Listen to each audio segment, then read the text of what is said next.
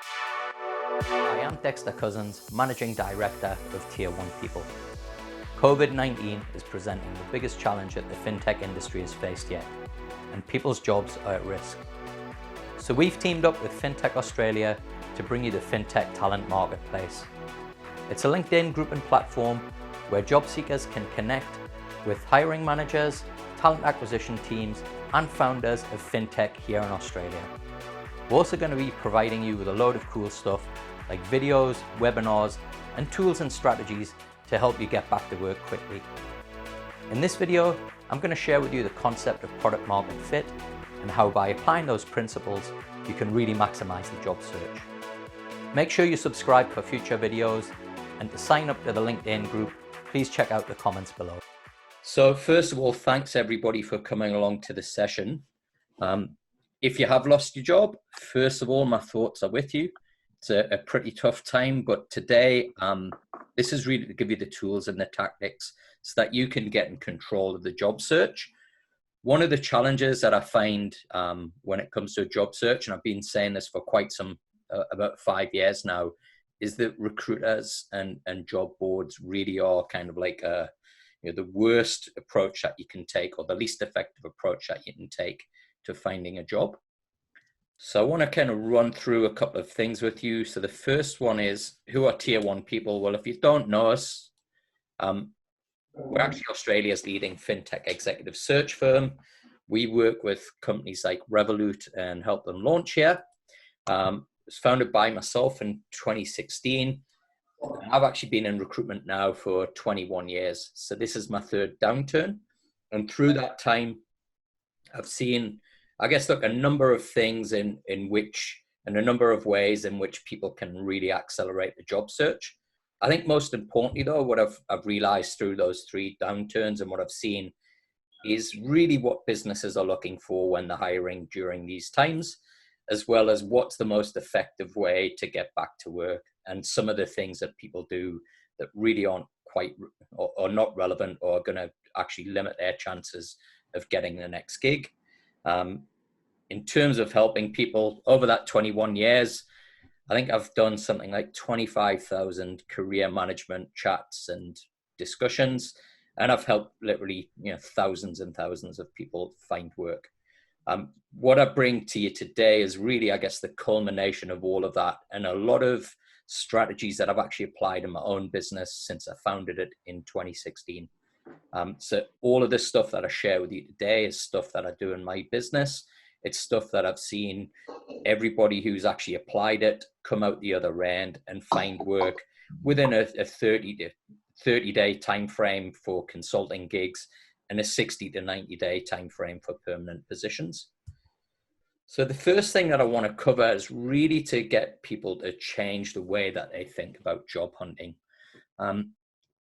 You'll see there why your recruiters and job boards least effective right now. Well, it's a simple reason, and that is that, first of all, I don't think any business out there would need to engage a recruiter if they were hiring. They could simply put a job ad up and a few LinkedIn posts, and they'd get a lot more applicants. And certainly the people that would be applying would be the same people that recruiters would probably be putting to a client. Job boards, they're pretty ineffective as well. If you can imagine, if a business is to go and advertise direct, right now they're going to get hundreds of applicants. And the problem that you've got is that your resume, the last person to see it is the person who's actually making the hiring decision. So it goes through a lot of filters. If you can imagine 300 people applying for a job, then your chances are 300 to 1. Couple of things that I want to bring as well is that I want, if there's one thing that I would love for people to take away from this session, it's to reframe how they think about employment. Now, believe it or not, but this type of program and session I've actually been running for the last 5 years. And the reason why I've been running it is because I could see very much that the nature of work had shifted and was shifting massively. People have been referring to it as the future of work. It's not the future, it's here now. It's been this way for quite some time. And certainly in the startup industry, I think we've seen trends that have certainly kind of predicated what we're about to see on a much bigger scale with corporates. So what I want you to come away from this session thinking is that you're the product, you're the service, and that you're actually a business yourself. And the question that I'd ask you to all ask yourself is, what is the big problem that you solve? So if you've worked in a startup, you'll know all about product market fit, and it's all about what the big problem is that you solve. I would really encourage you to start to apply that kind of thinking to yourselves. What do employers need right now? We'll cover that in a little bit, but put very simply, they need people that can either help them grow revenue or reduce costs. How do you market yourself? We'll go through some specific strategies to do that. And then on networking, I'll show you some ways in which you can start to apply now, which will really help you increase the effectiveness of getting meetings with people as well.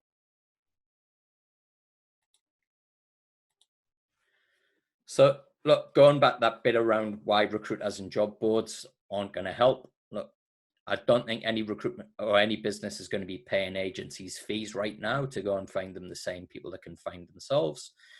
In our February jobs report last month, we actually analyzed all of the data we could find on job boards. And for every job that an actual company was advertising, there were up to 5 recruitment agencies working on the same job. From what I'm hearing in the industry, it's an absolute mess. And I think everybody's, I would be surprised if we didn't see at least 50% of recruitment firms go bust in this next 6 months. The other reason is that even before all of this happened, approximately 75% of the tier 1 people network would find their role directly or their next gig directly. And I guess the reason for that is that, the mantra being that if you can hire somebody yourself that you know and you trust and you've worked with before, then you're absolutely going to do that. And a lot of what we're going to cover today is to really help you kind of maximize that channel, because that's going to be the one whereby you're going to get the most traction. That little thing I talked about before around the recruitment or the kind of the black hole of online applications. It's been scientifically proven that decisions are made in your resume in 6 seconds or less. So if you can imagine somebody's got 200, 300 resumes to look through, they're not really dedicating the time that they need to assess your application. So what we're going to cover today, we're going to bypass all of that stuff. So let's talk about product market fit. As I mentioned before, we really need to kind of reposition ourselves and stop thinking of ourselves as employees and start to think of ourselves as a product or a service. The key to that is really, I'd say, before you do anything in the job search, is to start to focus on those big problems that you solve. Now, one of the challenges that we find that people kind of encounter when doing this is they kind of frame their thinking around what I would say is the traditional workplace. So if you think the way that companies are structured, we've got, I'd say, what a structure which is typically command and control, a lot of hierarchy. The first one is the structure that we've got within businesses. So a lot of people define themselves by the role that they do and the function that they work in. And so that function, whether that be finance, technology, whatever it is, I think in how we're seeing businesses now being shaped, those functions are going to break down, particularly as we've got people now working remotely. So whilst you might be an accountant, what's the big problem that you solve? It's not doing the monthly accounts. It's actually helping the business reduce costs and keep control of their money. And so it's reframing, I guess, rather than, hey, I've got 20 years working as an accountant, that you start to then look at, hey, well, what are the big problems that I solve as an accountant? The other thing that I would ask you to focus on is really what it is that you do better than your peer group. And so, what I mean by that is that if you've got specific results or outcomes or things that you do where you're constantly coming up as, top performer in your business, that's really what you should be leveraging as a product. The second part to it is to be able to define your market. And I think this is really the biggest challenge that people come up with and encounter when they're actually looking at their next job. Again, that definition of the market is usually, hey, I've got 20 years banking experience in finance, or I've got 20 years, technology experience as a salesperson. The challenge with that is that what we're finding is that a lot of industries now are either, I guess, becoming irrelevant or obsolete, and a lot of industries are coming up in their place. So banking to fintech, I think, is a really relevant example there to use. So the challenge that you've got when you start to think about that market is you need to think a little bit more broadly than where you've spent the whole of your career, because the reality is that the options are going to be limited. So what I suggest that you do through that is, once you figure out what big problems it is that you solve, is to ask yourself a really simple question, and that is, which companies have the problems that you fix? What's their operating model? What industries are they in? And I think now as well, the big question to ask is what countries, what cities they're in. Because as we come out of COVID, I think we're going to very much see that a lot of businesses are going to recognize that they can hire people right across the world to do specific jobs. The next bit is to know your customer. So if you've got a service offering that you've defined and it's not mission critical, then the likelihood is that they're not going to hire you in this market. So you really need to focus on problems that I would say are mission critical. And the two things right now that are mission critical is revenue growth and de-risking the business. So whether that's through cost controls or whatever that might be, businesses need people that can help them get through this period. The other question that I would say around know your customer is what level of decision maker they are, because that's going to be really relevant as to, I guess, how you position your service offering and the problems that you solve. Now, the final part of it is go to market. And this is really where I would say most of the work is going to come in your job search. If you think through the job search right now, as everybody knows it, usually you'll do two things or three things. You'll work on a resume, send it out to recruiters and have some coffees with them, and then apply for stuff that you see advertised online. As I mentioned, there's a lot of challenges with that, and I don't think that's going to be the way forward. And so what we recommend is that you treat the search like it would be a go-to-market strategy for a product. And that is that you've got to do research, competitor research, as well as market research. You got to come up with a list of target contacts and your kind of ideal profile. Who do you know within that list of targets? Who can connect you to that list of targets? What's your message? So within that go-to-market strategy, what I'm going to share with you here is, I guess, a bit of a new way of thinking around some fairly kind of old principles. So if you know of Paretos law, which is for, I think, 80% of your business will come from 20% of your clients. What I've found in my business is that actually it's 95-5. So 95% of the opportunities in business that we win actually comes from 5% of our network. And so what we've done is we've actually focused all of our energy and time on that 5% and found a way to actually engage and keep engaged with the other 95% so that we can, I guess, move those contacts along and eventually they can become clients. So if I can talk you through this go-to-market strategy, we've got 3 tiers here. And this is actually what I did when I first launched Tier 1 People. I had at the time, I think, about something like 7,000 LinkedIn connections, and I really had to distill that down. And what I broke it down to was really 3 tiers of contacts within that. So Tier 1, they were people who we'd worked with previously, who I knew had given me business in the past, would give me business in the future. So what that means for you is that really Tier 1 contacts, I'd say, are people who can hire you. They've hired you in the past. That could be ex-bosses, C-suite, founders, commercial partners where you've worked with them previously, board directors. Essentially, this is people that you know and trust who will vouch for you. Tier 2, these are influential contacts who've got big networks. And how I would describe these people might be partners at law firms and advisory firms like Deloitte or KPMG. VC, private equity. Again, these are people that you've got a relationship who can vouch for you. And then tier 3, look, that's everybody else. That's friends, family, colleagues, recruiters.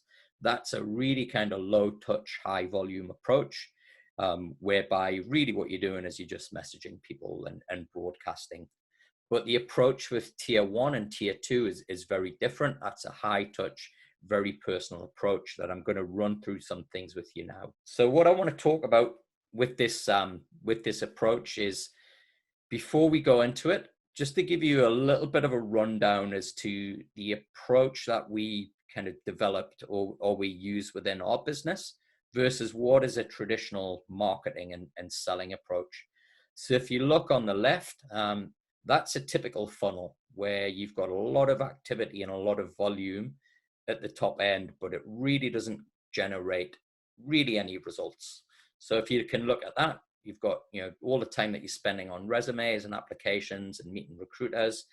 You've got to do all of this work before you even get to an interview. And what happens is, as you move through that process, your opportunities become less and less. And so every time that you're going through this process, you've got to do all of this work at the top to try and hopefully get a job. The approach that we take, which is what we call, social job hunting, is very much based on the philosophy that we've got, which is really positioning yourself as, and I hate using this term, thought leader, but somebody who's a specialist within your industry, somebody who's known for doing something. And this goes back to that whole thing around problem solving. So when you're known for solving specific problems, you can then build a reputation very quickly in the marketplace. So if you look at this here, what we call this is the flywheel approach rather than the funnel. And if you've ever seen a fireworks flywheel, once it gets spinning, the energy and the momentum of it just keeps spinning and spinning. And what happens is you create a lot of opportunities and job opportunities through that momentum. So some of the things that we're going to advise you on a little bit later is really around how you get this social job hunting piece happening, and you can kind of create a network and opportunities through stuff like posting on LinkedIn, podcasts, and all of that stuff. So let's talk about your tier 1 contacts. So what I'm going to ask everybody to do when they finish this session today is exactly the exercise that I went through, which is to go through all of your networks. So the people that you connected with on LinkedIn, the people in your email box, and I want you to put them into those 3 categories. Now, the reality is that tier 1 contacts, I'd be really surprised if anybody had more than, say, 5. And the reason why I say that is because these are people that are pretty rare. They're people that could immediately hire you, could offer you an opportunity, or they can connect you into somebody who could immediately hire you. And look, the approach that I would normally suggest is that you would just reach out and ask them for help. But I think the reality is that the situation that we're in now, a lot of people are under a lot of stress, and they're probably getting bombarded with lots of people reaching out and asking them for help and advice. So one of the ways in which you can do this, which I think will help you get traction, is just to reframe it. And rather than going out and asking people for help, is to go out and actually offer your help. So that could be volunteer work. It could be getting involved in something that they're doing right now. It could even just be some insights on the market. But what I would suggest is you're going to get more traction by asking people how you can help than going out and asking for advice. So what I want everybody to do is to, once they've gone through this exercise of finding those 5, or those few tier 1 contacts, is really to focus in on what problems they have right now. And again, going back to, what is it typically that businesses are going to have as problems right now? It's going to be around revenue. It's going to be around growth. It's going to be around risk. It's going to be around cost. It's going to be around trying to save a business and turning a business around. So putting the problems that you solve into context of that is critical before you reach out. Because what you're going to do is demonstrate a level of understanding by which they know that you kind of get their business and they'll want to engage in a conversation with you. think of ways that you can actually help. This is where it takes some energy. So rather than just mindlessly applying for jobs that you see advertised through recruiters and through businesses, think of through how you can actually help the business in this situation, what kind of impact you can make if you were to go on board, how long it would take you to make an impact. I think what we need to do is to reframe and stop thinking about, hey, am I going to find a permanent job? Or do I just need to get out there and find opportunities right now to help and to kind of make a reputation for myself? What I would suggest is when you reach out to people, do it initially via a text or an email. I've found that actually people respond more to texts than they ever would through emails or LinkedIn messages or anything like that, or voice messages. What I typically would do would just be ask for a few minutes.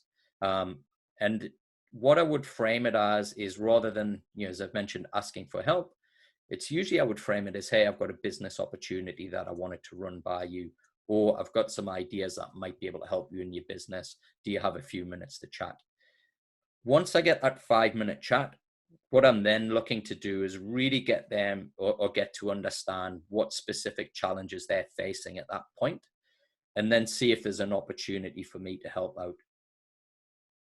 What I'd also do as well, just to kind of generate some kind of goodwill and rapport on that call, is to get their advice. So if I've got specific challenges in my business, in my career, whatever that might be, I'll often ask for their advice or their counsel, because it gets them involved, they're emotionally connected, and it actually helps the discussion then evolve into something differently.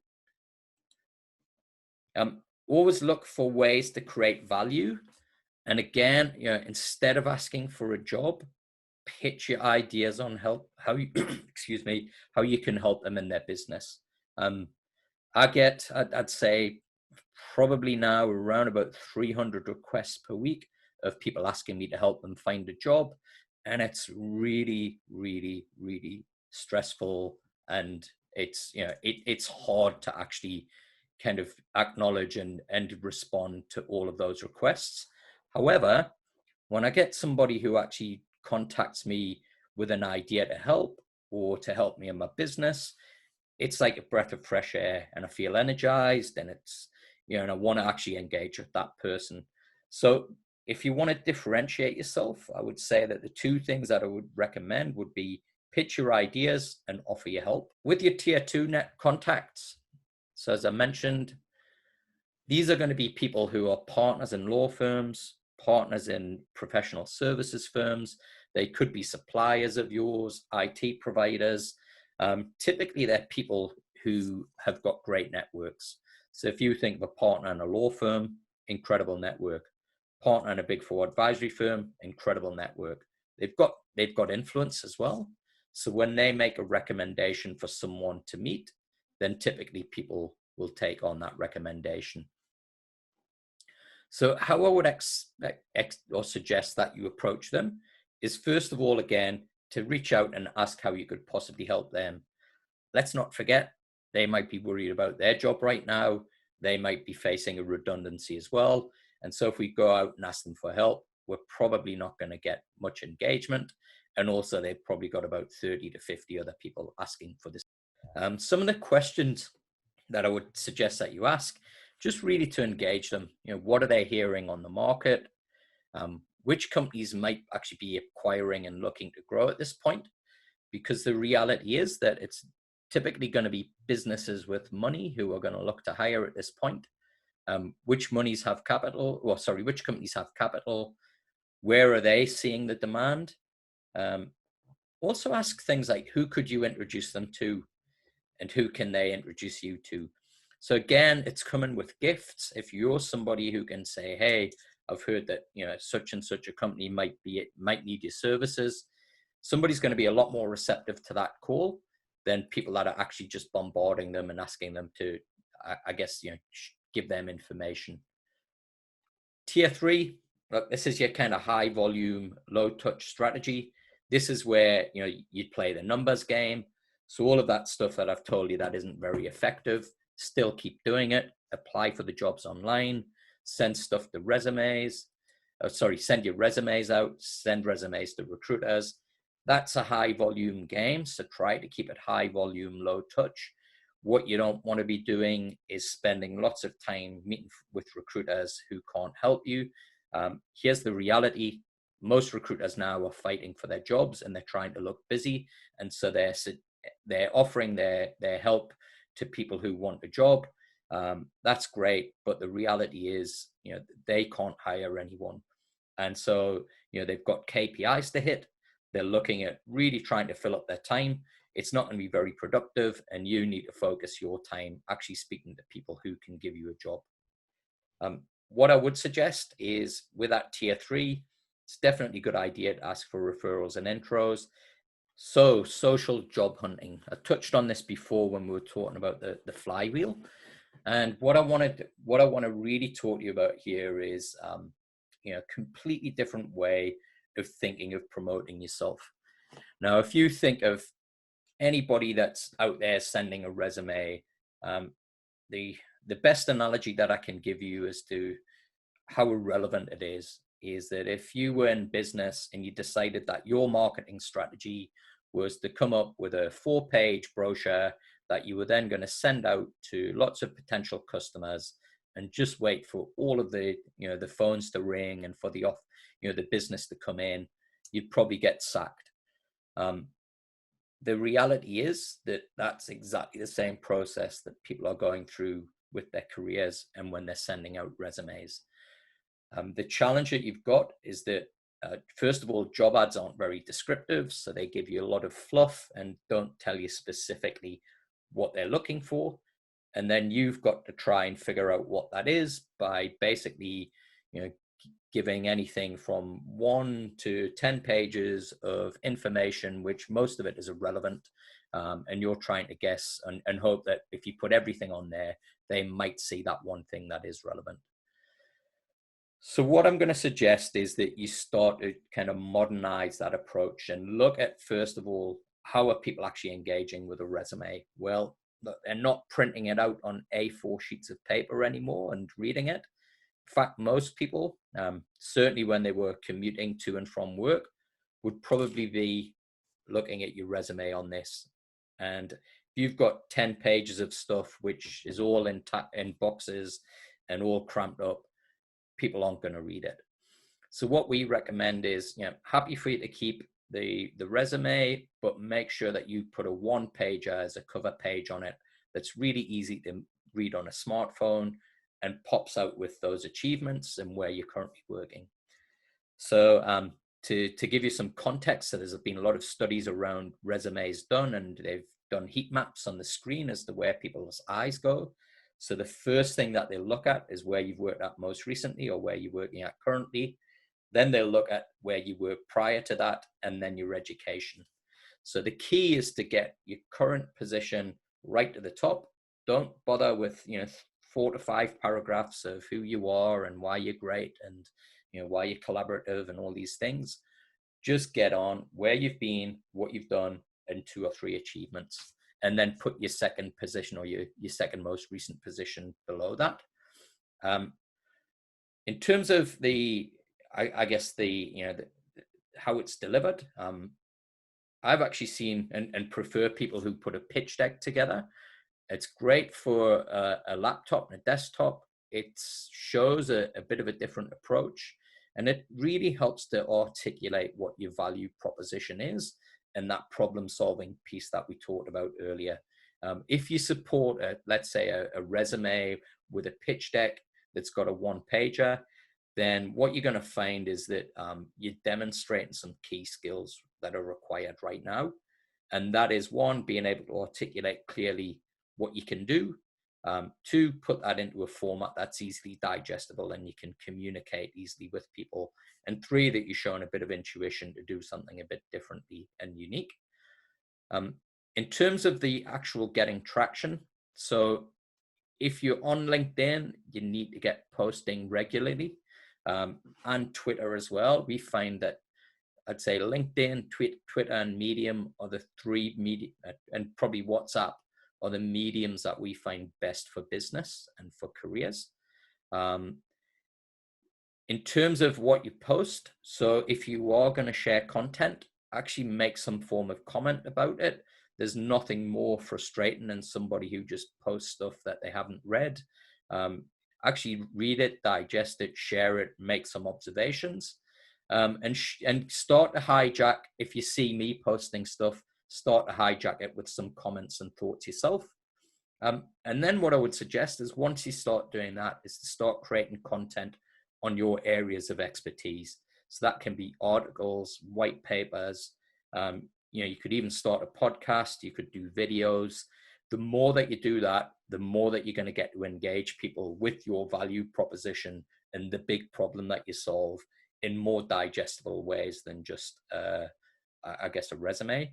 The key as well is that you're going to actually be able to get it into people and get it in front of people who are relevant.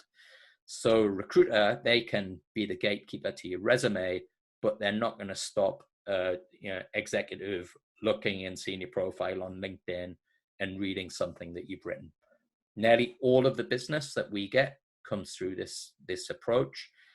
We haven't made a single sales call since we launched the business in 2016. It absolutely works. It does take time. It does take commitment.